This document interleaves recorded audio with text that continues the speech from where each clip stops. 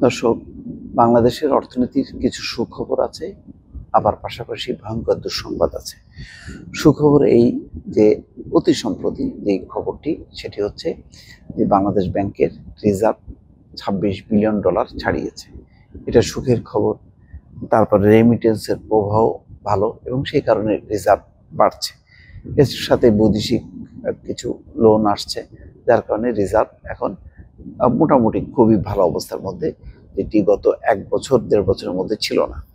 তো সেই জায়গাটা কাটিয়ে যখন উঠছে, ঠিক সেই সময় একটি ভয়ঙ্কর চিত্র হচ্ছে খেলাপি ঋণ। আমরা কি জানি যে প্রকৃতপক্ষে খেলাপি ঋণ কত? না, কেউ জানি না। আওয়ামী লীগ আমলে এই পুরো বিষয়টি একটি ধোঁয়াশার মধ্যে রেখেছে। প্রকৃত খেলাপি ঋণ কত সেই সংখ্যাটা কখনো তারা প্রকাশ করেনি।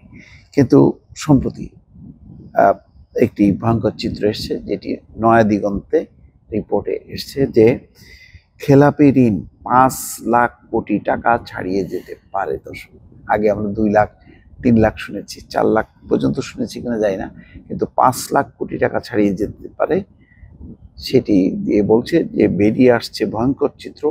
কমবে কাগজে মুনাফা, অর্থাৎ কাগজে যে ফেব্রিকেটেড ভাবে যে মুনাফা টনাফা দেখানো হতো বা মানে খেলাপি ঋণের পরিমাণটা কম দেখানো হতো, এখন প্রকৃত যখন হিসাবটা আসছে, প্রকৃতভাবে অন্তর্বর্তী সরকার যখন কোনো রাগঢাক করছে না, তখন আসল চিত্রটা বের হয়ে আসছে।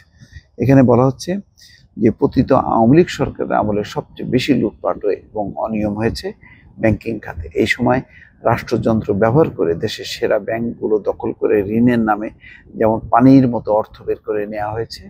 পাশাপাশি এসব অর্থ যাতে খেলাপি হিসাবে দেখাতে না হয়, সেই জন্য নানা শিথিলতা ও অনিয়মের আশ্রয় নেওয়া হয়েছে। ফলে আড়ালেই থেকে গেছে খেলাপি ঋণের প্রকৃত চিত্র।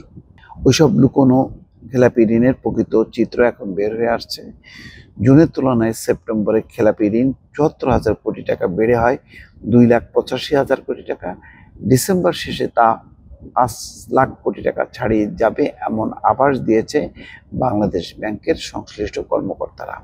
তারা জানিয়েছেন, দেশের ব্যাংকিং খাতে খেলাপি ঋণের হার মোট ঋণের 30% ছাড়িয়ে যাবে। বর্তমানে মোট ঋণের পরিমাণ 17 লাখ কোটি টাকা। দর্শক, বুঝতে পারছেন যে এস আলম, তারপরে আরো কয়েকটি বড় বড় বসুন্ধরা শিল্প গ্রুপ সব আরো বড় বড় অনেক যারা লুটেরা গ্রুপ আছে, সালমান এফ রহমান, তারা যে পরিমাণ হাজার হাজার কোটি টাকা নিয়ে গেছে, সেই ঋণ তারা কখনো শোধ করেনি, বরং সেগুলো তারা নবায়ন হয়েছে, পুনঃতফসিলকরণ হয়েছে, নানান রকম বক্কর চক্কর যত রকম পদ্ধতি আছে সেগুলো তারা করেছে।